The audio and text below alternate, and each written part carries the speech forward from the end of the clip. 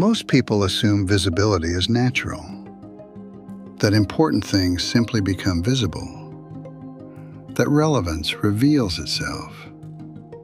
But every environment, physical, social, or informational, contains more than anyone can observe, which means something must be selected.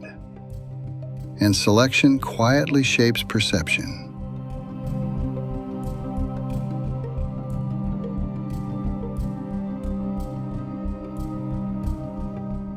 The modern world does not suffer from a lack of information. It suffers from excess. More reports, more commentary, more signals, more noise. Far more than any individual can meaningfully process. And whenever abundance appears, selection becomes inevitable.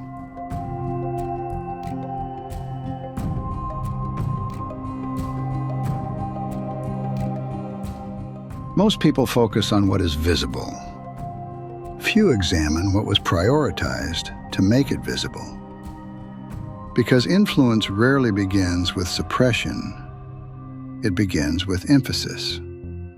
What appears first? What appears repeatedly? What remains present long enough to occupy attention? Over time, emphasis begins to feel like reality.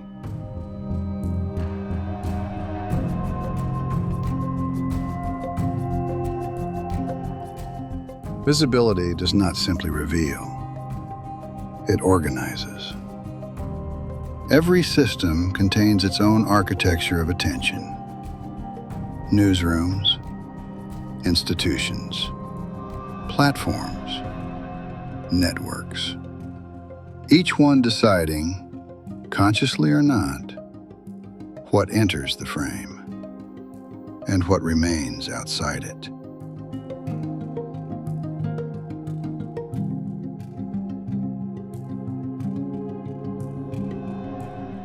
The most influential filters rarely appear as filters. They appear as normality, a default setting, a standard process, a familiar sequence. The public usually sees the outcome, rarely the architecture that produced it. And the less visible the filter becomes, the more influential it often is.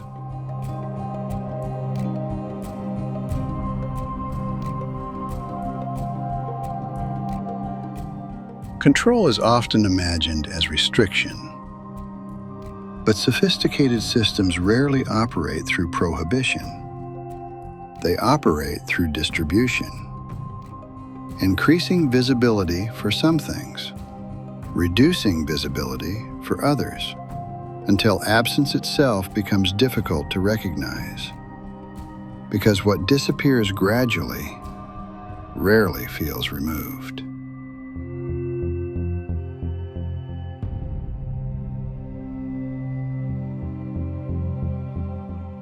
The most influential systems rarely decide what people think. They influence what enters perception. And over time, what remains visible begins to define what feels real.